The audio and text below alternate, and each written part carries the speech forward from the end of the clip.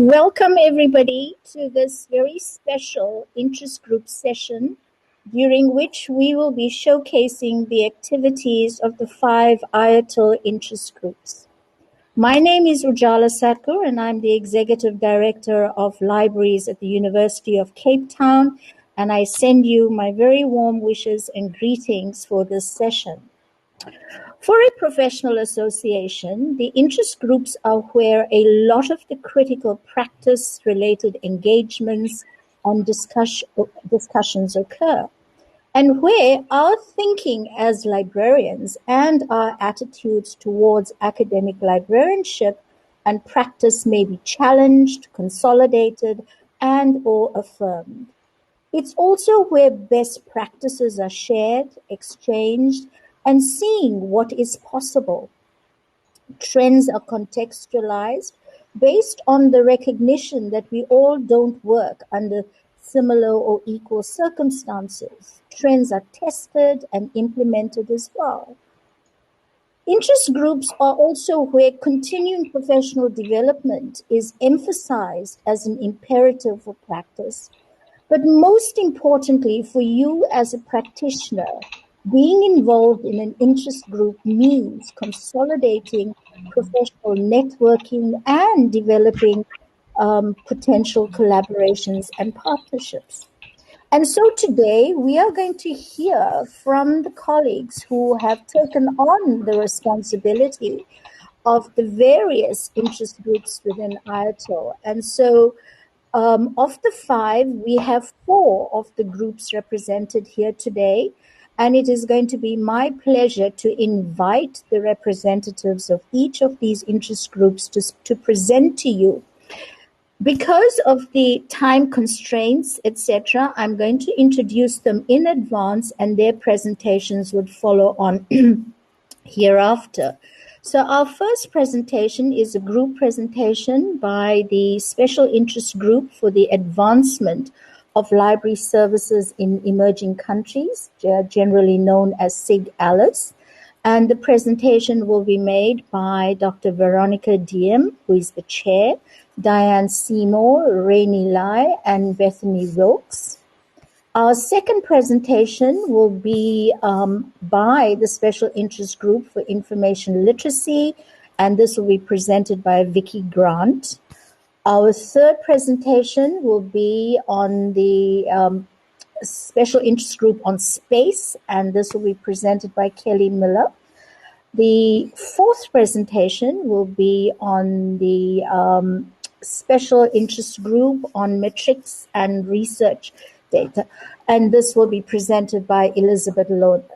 So colleagues, it is over to you, and this is your opportunity to share with our delegates the exciting work that you are doing. And so over to the first group, SIG Alice.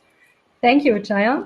I'm going to share my slides, and I will share them for the whole group. Can you see the slides now? Yes, thank you. I just need my presentation mode now.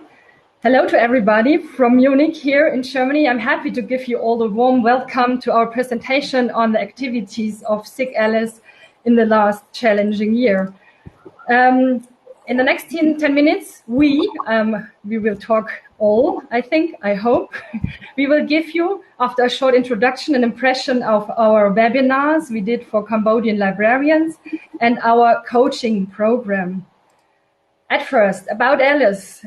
In collaboration with libraries and library associations, SIG Alice contributes expertise and support for the further development of libraries in emerging countries.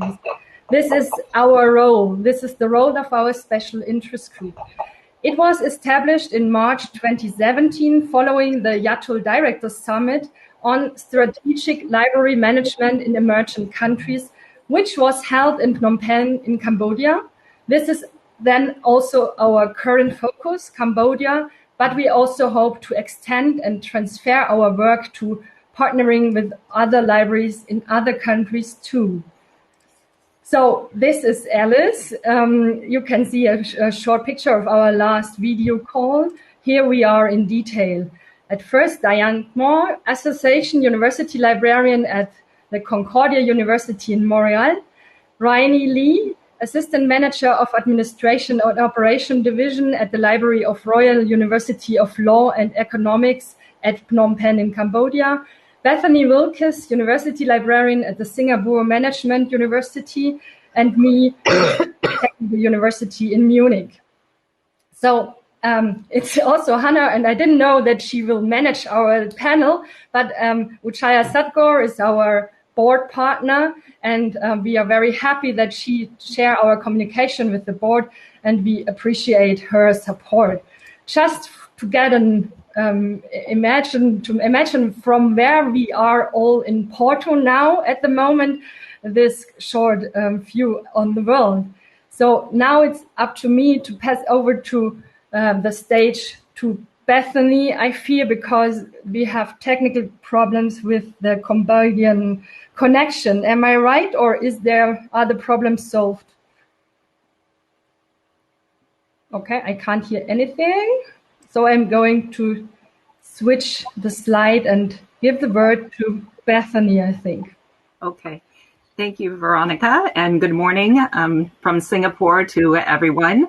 I'm very sorry that our colleague Rainy, who is our Cambodian colleague, was not able to join due to some technical difficulties. So I will share a little bit about the webinars that we conducted in 2020 for Cambodian librarians. So in 2020, we continued our webinar series, which began in 2019. And as the webinars are designed to provide relevant professional development opportunities for Cambodian librarians, it's important that the topics be relevant to their needs. So the topics that we addressed this past year were selected based on their input into a survey and also to suggestions that we received for previous webinars, so following our webinars held in 2019. So we did not host as many webinars as we had wanted to in 2020, and I'm sure you'll understand why. But the ones that we did present were well attended, with over at least 12 librarians from academic libraries in Phnom Penh. And the librarians were engaged and certainly asked many questions as usual. And librarians in Phnom Penh, when they participate in the webinars, actually gather together and view them as a group. So this also provides a valuable opportunity for networking as well. So on to future plans. So our future plans include continuing with the webinar series. So as I just mentioned, we did not conduct as many webinars as we wanted to this past year. And also we look forward to extending this to librarians beyond Phnom Penh, including in the Cambodian provinces and other countries, hopefully as well. So these are some of the topics that our Cambodian colleagues are interested in exploring through the webinars. And this is my call now to let you all know that we do need contributions. So please contact the chair of our committee, Veronika, if you're interested in conducting a webinar on one of these or a related topic as well. So we do look forward to continuing to engage with our Cambodian colleagues and others, hopefully around the world, through webinars and other online discussions that we are becoming more and more accustomed to in our current environment. So I think next, we move to the next section of our presentation, which will be the coaching program. Okay, and this is Diane from Montreal. Bonjour. So I'm going to talk a little bit about our coaching program. So as an overview, the aim of the coaching program is, of course, to contribute some expertise and support for the further development of services in emerging countries. And again, of course, right now, our focus is on Cambodia. Our coaching program is it is time limited. So it is task oriented, performance driven. We have very clear outcomes, and it takes place over a 1-year period. So we ask our coaches and our partners in Cambodia to commit to a 1-year period. It's not a 5-year sort of mentoring program. It's quite focused and outcomes driven. The coaching does take place via both email and, Zoom in terms of being able to connect and stay in touch. We did in 2019 is when we started, and it ran into 2020. And again, we certainly also had some challenges during 2020. Our first challenge, of course, was finding coaches. So again, I will be inviting people to think about this opportunity for a one-year service opportunity to help our partners in emerging countries. But we did find 2 pairs of coaches and partners who worked together throughout this time period. Their names are here because we're in a short time frame. I won't get into too much detail. But we did have a 3rd pair, but that sort of, we had some difficulties in initiating and maintaining. So we did end that. But we had 2 pairs who did the full year of the coaching program. And we sort of extended, normally it is the 1 year, but we did extend a little bit due to the pandemic. So it was about an 18-month commitment for these 2 coaches for this year. So I'm going to talk a little bit about sort of some of the factors for success and some of the barriers that make it difficult to do coaching in emerging countries, very briefly. So I'm sure, as many of you would be aware, the most important factor here is to be able to build a trusting relationship. So one of our partners, for example, or one of our coaches was actually able to go and meet their partner in Cambodia, and this was fabulous. So we're asking ourselves questions about, can we start our coaching programs with a social event, even online, just to sort of build those relationships. The second factor for success is really to have the Cambodian partners really supported by their administration and to have them understand the importance of this kind of a program for their library managers. And the third one is, of course, a very clear articulation of concrete goals and outcomes. Otherwise, as we all know, there's so much, there's so many ways in which we can support our partners, but in order to really have something that at the end of the year that we feel like we've moved forward on, it's very important to have very clear goals. So some of the barriers that we certainly and challenges that would have to be taken into consideration are, of course, language and communication barriers. Many of our partners in Cambodia, their English is quite good. But, maybe it requires some patience from our coaches to be able to explain things slowly and carefully and perhaps in multiple ways. Obviously, some technology and bandwidth barriers on occasion. So those 2 things are just, they're going to be there all the time. The other barriers are that difficulty in narrowing down. Many of our partners find that they have so many needs. So they want to do everything. And of course, we want to help them with everything, but it's so important to be focused. And finally is that variability of the partners' institutional priorities. Things are fast changing in these developing universities that are first trying to get their feet under them. So sometimes there's a lot of support, and then suddenly it changes. So this variability was a bit of a problem as well. So our next steps, again, this is my point to say, if you are interested, we're really looking to attract high quality coaches. We want sort of managers who have experience in managing libraries, because that's really the help that we need. So that's one question. The other question is how our group can help to support both coaches and partners. So again, we're thinking of ideas. We've only had this 1 year or year and a half so far. So we've learned from that experience. And our plan for the coming year is that we'll be looking for new coaches. We'll be trying to provide some sort of an introductory webinar to get our coaches and partners going. But also for this year, to be honest, we're really looking to allow some time to recover from the year of COVID. And so we're a little bit late in our communication, so you'll be hearing from us soon, I hope. And so please consider becoming a coach. It's a 1-year limited commitment. Thank you very much. I'll give back to Veronika. Thank you, Diane. Thank you, Bethany. And it's a pity that we can't join Rainy in the time. I'm just closing with the question, are you convinced? We would be very happy to have you with you on our varied work and exciting work of SIG Alice. Please don't hesitate to contact me. Here are my contact dates, and you also find them on the IATUL website. At last, I want to thank everybody in Maine, the organizational team at Porto, for the dedicated support and the excellent organization. We all would have loved to be there in Porto, but it doesn't work. But thank you very much for everything. So I try to end the sharing. Does it work? Yeah, fine. Thank you. Hi everybody, I'm the next speaker. I'm Vicki Grant and I'm speaking on behalf of the Special Interest Group for Information Literacy. I too have got some slides to share, so I'm going to try and do that now.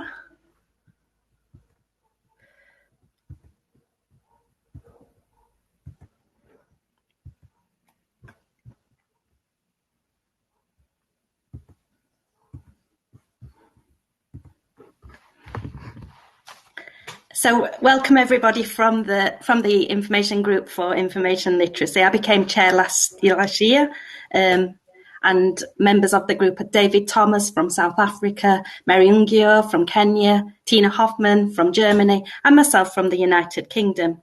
So as you can see, we're quite a small group, and we've become smaller over the last year. We've had approaches from other people to join our group, and if you're one of those people, thank you. We've got your details on record, but actually it hasn't really felt like the right time to grow the group. And instead what we've done is taken the opportunity to connect and get to know each other. So small is beautiful, also they say. And what our small groups allowed us to do is to explore international perspectives of information literacy in greater depth and to get to know each other. So to just try and promote better listening, better inclusion and stronger collaboration. So today what I'm going to cover is how we've become reflective practitioners as a group, and then I'm going to be sharing some reflections from the group on our work through 2021, and then I'll be sharing the SIG IL priorities for next year. I'll be talking about work that we've done to improve communications, including setting up a Twitter account for the SIG, and then I'll be talking about our next steps. So at the start of this year, we discussed the importance of reflective practice for people that were involved, librarians in particular, in teaching and supporting the information literacy development of students and learners. We looked at research by Barbara Sen, on information literacy and reflective practice. This is a reference here to some work that Sen did back in 2010, looking at how to become a reflective practitioner. But since then, Barbara Sen's works really looked at reflective practice as part of the skills teaching that we might deliver as part of our information literacy offer. One of the things that was really notable for me, anyway, reading Barbara Sen's work is that reflective conversations can help us to build teams and to develop synergies in team priorities. And I wanted to see if by being reflective practitioners as part of the SIG, we could do this, we could build our small but stronger team and create some synergies and some team priorities together. So I'm going to say a little bit more about that in a minute, but first I'll just share some reflections from the group. So here's myself and Mary collaborating together. Mary and I have been doing quite a lot of work together over recent months, but I think this is from an image from one of our main meetings, a reflection from Mary about the SIG from the last year. Being on the team, it's helped with learning creative ways of delivering services during the pandemic. And she reflects also that the value of libraries has become more evident through this period. I had a reflection that being a member of IATUL meant that I'd already got experience of using Zoom. So I said, Zoom with us because we're already experienced. So these online platforms that we use as part of IATUL, as part of our global collaboration, actually have been really useful skills to us as we've come to deliver information literacy teaching through the pandemic, where we've been doing a lot more online learning.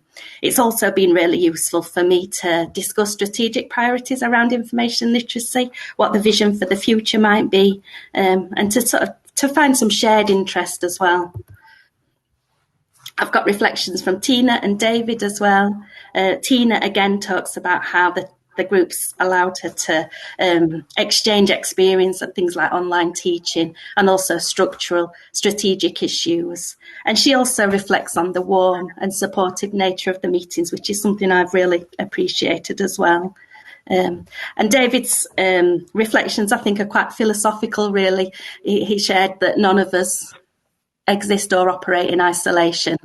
And this type of global collaboration that we do through IATUL and through our special interest group for information literacy in particular, it's the future of librarianship. So, as I say, we work together to find shared interests, to set some priorities for the coming year. So these are our 4 priorities for 21-22. The first is that we want to plan a webinar series, and we've decided that the theme for this year will be around online teaching for information literacy, particularly around interactive and engaging information literacy sessions. So we'll be looking for global perspectives on that and inviting speakers from around the world. So if you're interested or you've got any expertise in that area, we would be interested to hear from you.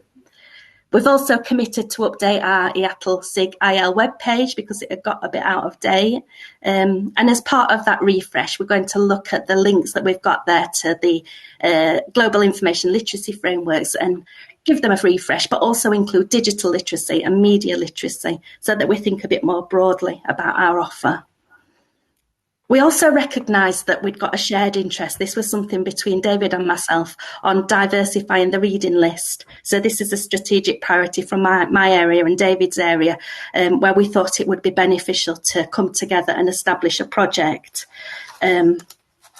Diversifying reading lists doesn't just mean looking at underrepresented authors and including more underrepresented authors, although that, of course, is really important. But it's also looking at the type of knowledge that's included on student recommended reading lists and what that means to us as librarians. And of note to the IATUL 2021 conference, where there's a strong theme of open science, we'll be looking at the type of information on reading lists to see if they include open textbooks or open educational resources. And then we'll be sharing tips on how to be more inclusive on our student reading lists. And then the final priority for the coming year is to just think a bit more closely at communications and how we disseminate our work. And so we decided to establish our own social media presence for the SIG. So we've set up a brand new Twitter account, which you might like to look at. It was just set up last week, so we've not got very many followers yet. So we'd certainly appreciate any followers. This is a really good place for you to come and find out more about our work, what we're doing, and the progress that we're making against our priorities. So I'll just end by saying, join the conversation, follow us on Twitter. Join our webinars. We'll be advertising them on our web pages, so it's a good place to find out about them. And if you've got expertise in the area of engaging online teaching, we'd be interested to hear from you in terms of you being a presenter and delivering one of our webinars.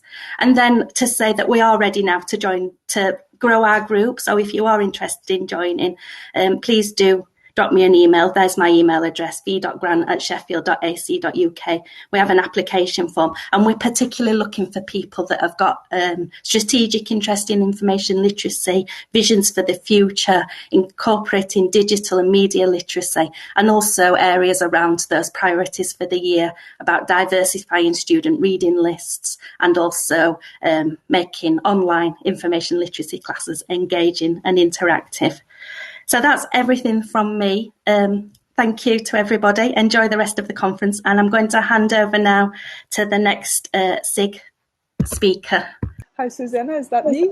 My name is Alex Miller, and I'm the Associate Dean for Learning and Research Services at the University of Miami Libraries in Florida, in the United States. I'm the chair of a new special interest group focused on library space. And I'm so glad to be here today to provide a brief report on the activities of this group in its inaugural year of 2020-2021.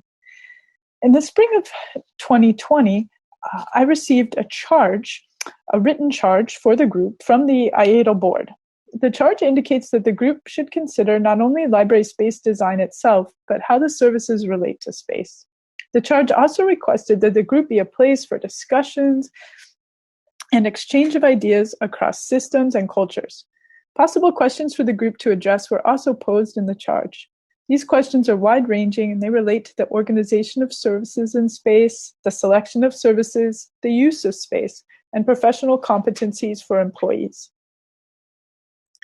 The initial membership of the group named by the board included me, Kelly Miller, Simone Kibler of the Technical University of Braunschweig, Germany, and Gry Moxnes of Oslo Metropolitan University in Norway.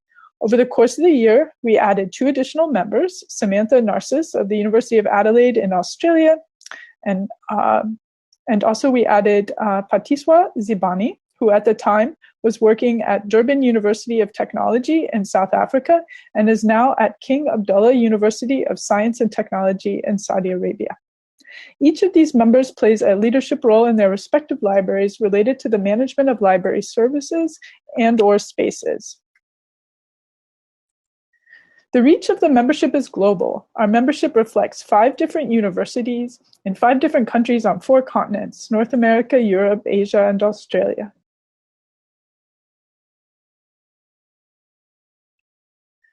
The charge for the group was received in March 2020, but the first group meeting didn't take place until May of 2020, having been delayed by the onset of the global COVID-19 pandemic.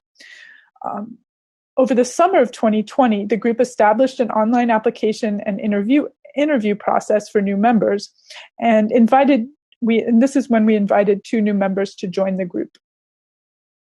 In fall of 2020, the group began to discuss areas of possible focus, and our interests range from user experience to renovation planning and master planning. But due to the intense demands and stresses of the pandemic, the group's focus was on learning from one another about how each library was adapting its spaces and services to the pandemic. In a sense, we became a global support group for one another as we each navigated our leadership roles in the pandemic related to spaces and services.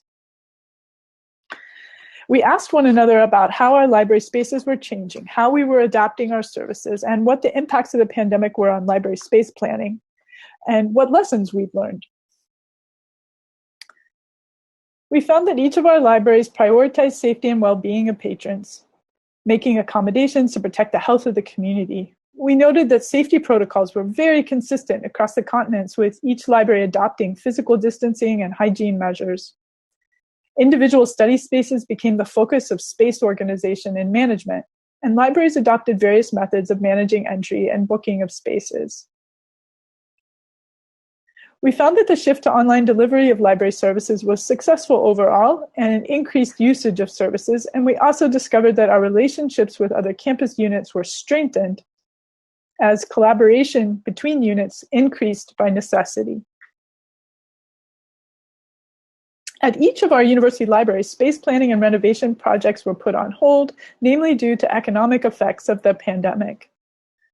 For libraries like Adelaide's that have begun to reopen, there are encouraging signs that students are showing a willingness to return to campus, to return to studying in libraries, and they're showing a desire to make use of physical spaces that we offer.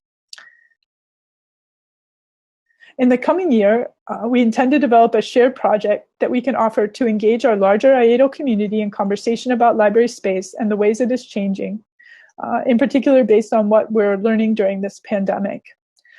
Possible topics include library user experience and space design, and spaces designed for faculty specifically, as we seek to draw faculty members back into the physical libraries as well. We'll also be onboarding a new member to our group, Veronika Schubert of the State University Research Library in Tomsk, Russia. So thank you for your attention, and if you have any questions, please feel free to email any one of the members of the group, and we'll be happy to respond to questions or ideas that you might have for us. So thank you. So I think I'm the next one. I will try to share my screen. All right. So welcome to the annual report of the IATUL Special Interest Group Metrics and Research Impact. My name is Elisabeth Lohner, and I'm from the Technical University of Munich in Germany. So I will talk about who we are, what we have done last year, and our plans for the near future. All right, about SIG MaRI. SIG MaRI was formed in 2018, originally consisting of 6 members, and now we have grown to 16 active members. So that's really fine, from 13 institutions and 1 critical friend. The purpose of our group is to enable and encourage ongoing international collaboration and sharing of experience, knowledge, and resources among IATUL members. We focus on bibliometrics in the context of research services in academic libraries, library services to help optimize research impact for individual researchers and institutions, and we are establishing working groups to progress specific pieces of work which will be identified for long and short-term goals. We work in a really interesting and constantly changing field. That's why it's really enriching to meet and exchange ideas with people from other parts of the world. So that's really great. And more information can be accessed at our website, which I have linked here. So now we have 16 members from all over the world. It's quite challenging to pronounce all the names right, so I excuse myself in advance if I get something wrong, but I try my very best. So we have Kara Jones from the United Arab Emirates.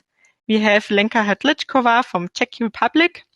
Then we have 2 people from Lithuania. These are Dr. Gintare Tautke-Viciene and Dr. Jeva Cisevic-Jute. Then we have myself from Munich, Germany. Then we have Dr. Alicia Fatima Gomez-Sanchez from Vienna in Austria. And then we have 4 persons from Australia. These are Vanessa Veres, Merrily Elbaitis, Vanessa Crosby, and Deanne Holmes. Then we have 1 person from Russia. This is Irina Faruksha. And we have 5 persons from New Zealand, which is great. We have Hester Mountyfield, Dr. Joe Simons, Kate Bardwell, Siobhan Smith, and last but not least, the head of our team, this is Trish Wilson. Rishabh Srivastava is an assistant professor from India, and he is a critical friend and observer and sometimes comes to our meetings, which is great. Our activities, we meet via Zoom every 2 months, and here we are connecting with colleagues, we share our knowledge, and we encourage open discussion on all our topics. We are keen to collaborate and connect with other relevant groups. For example, we had a combined meeting with SIG Data in January 2021. Our key focus last year has been the development and launch of an online professional development tool for self-study. This is called IATUL Research Impact Things. I have linked it here. So a bit background to our project. We have the members of our special interest group recognize a gap in formal professional development programs to upskill library staff, so our own people, for research support roles. So therefore, the group developed the tool to help fill this gap. The group presented our project initiation document proposing its development to the IATUL board in 2019, which were endorsed. The program was based on a project of an IATUL member institution, the University of New South Wales Library. They had created a program called 10 Research Impact Things, which are 10 units for self-study. The University of New South Wales program was adapted, significantly revised and extended for the broader IATUL members and beyond. The program is a collaborative cross-institution initiative involving special interest group members and staff from the institutions. So it was pretty great. And the research impact things were launched in October 2020. So for a quick look, the intention of the tool is to offer an online self-paced tool to develop foundational skills in research impact for library staff. It is based on the bibliometric capabilities framework, which I have linked here. The program consists of several aspects like bibliometrics, visibility of researchers, publishing strategies, responsible use of metrics, and open research. An additional unit related to societal impact was included. Well, so I could talk for ages about this, but I will restrain myself because if you want to know more about the tool, go to conference session 8 tomorrow from 10 to 11. My colleague Siobhan Smith will talk more about it. So it's really great. And the tool has been used in many countries now. And we had over 5,000 sessions and 3,000 users. So it would be a pretty cool thing. So what will come next? We will continue our meetings and share knowledge and experiences. And the research impact things will be a continued focus for 21. So there will be an ongoing management and development, and we'll use feedback from institutions and individuals using the tool to enhance and develop it. So thank you very much for listening. Do you have any questions? Send them to me or put them in the chat. Or if you want to join the group, and we would be really happy to hear from you. So please send any inquiries to our chair. This is Trish Wilson. Thank you very much.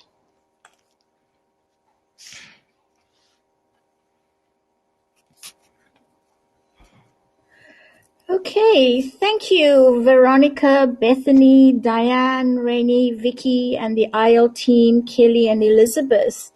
You obviously have displayed the pride in the work that you have engaged with. And colleagues, you would agree with me that the coaching and mentoring program, which has been very focused in building and developing capacity in Cambodia, has been a focused and outcomes-driven initiative. And so I would echo the call made by the colleagues to please avail yourselves as coaches so that individuals may be strengthened in their roles as managers.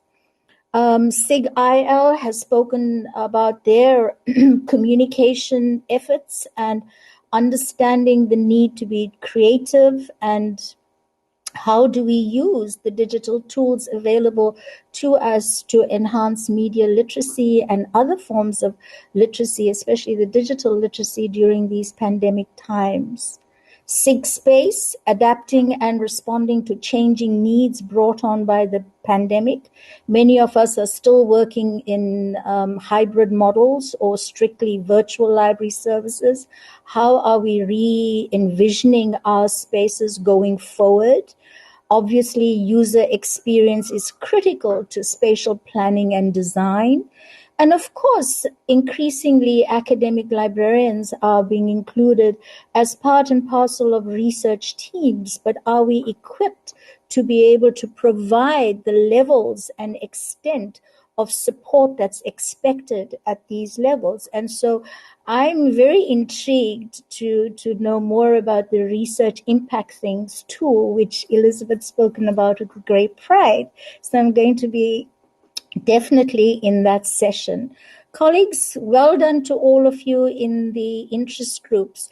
Are there any questions that delegates may have posed? I see there was a question about membership to the interest groups. Being part of the interest group is a benefit of IATUL members. The aim is to attract as many institutions to be members of IATUL so that we strengthen the network across the globe.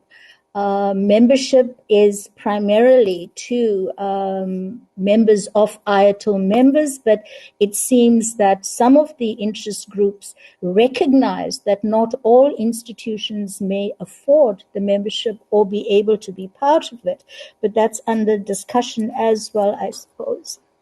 And that you could apply to be a member to the interest group, and that will be dependent on what would be the criteria for membership as well. But I stand to be corrected. I'm new to the board, but it would be good to attract lots of new members to the interest groups.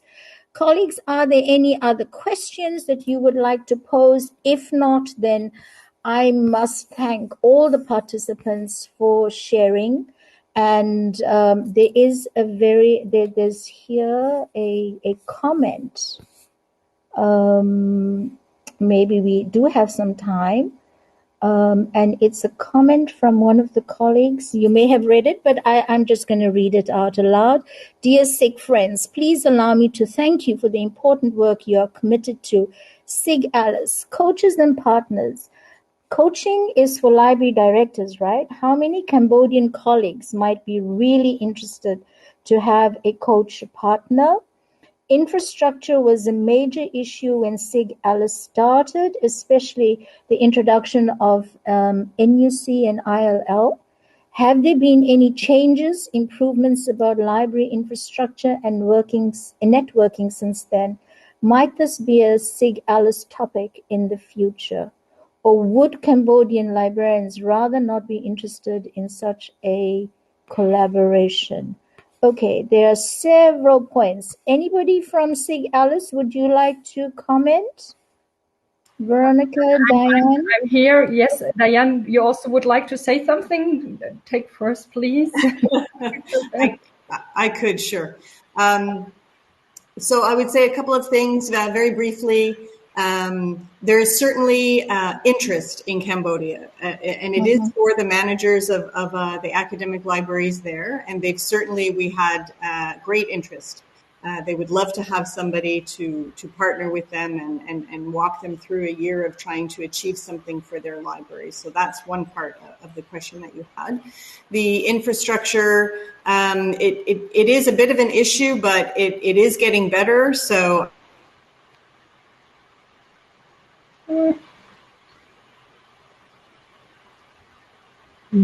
Diane is freezed now, isn't it? Yeah, welcome. Okay. Again. There you go. We would welcome other ideas and members. So perhaps we can continue to have this discussion offline. I don't want to take up too much time, but thank you so much for the great questions. Thank you, Diane. We just missed you a bit when you spoke about infrastructure. Would you be able to just repeat that quickly? I would say that the infrastructure is improving. Like I know that we're very sad that Rani isn't here today, but she can make all of our meetings quite easily. So it is improving, and we expect that won't be so much of an issue in the future. Our webinars go very well, etc. Wonderful. Wonderful. Vicki, there's the question posed to you. The focus of the presentation was about added value of the group for the group. Do you have any specific IL topics that you want to address that might create added value for the global IATUL? Hi, Raina. Thank you. It's a great question. And yes, so this year has very much been about consolidating the work of the group and building connections and the value of the group for the group, but with a view to having global impact outside our group and for the whole IATUL community. So the priorities that we've set this year around diversifying the reading list, establishing a webinar series around engage in information literacy teaching and looking at those global digital and media as well as information literacy frameworks.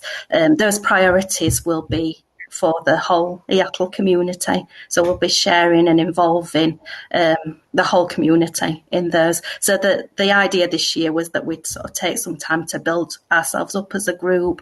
This year we'll be developing membership and growing the group and working towards those priorities for global impact and for the benefit of everybody beyond the group. Thank you. Okay. All right, I think we have touched on most of the comments, etc. Lots of commendations and congratulations on the excellent work that you are all doing, colleagues. We still have 15 minutes, but I'm just going to give you a minute each for last comments. And if we don't have any further questions, then we will wrap up the session. starting with SIG Alice. Veronika? It's a pity that Rainy can't be with us, so that's my only comment I want to add. So she also would have said something about the Cambodian situation, about the infrastructure. I'm not up to date at the moment. Even the last year also there was very challenging, I think. Thank you. Mm-hmm. Okay. Anybody else from SIG Alice would like to share a comment? Bethany, Diane? You have been involved in it for quite a while. I'll pop in very briefly because I hadn't seen Reiner's question before I answered it. So with the infrastructure, okay. I know he was more interested in the.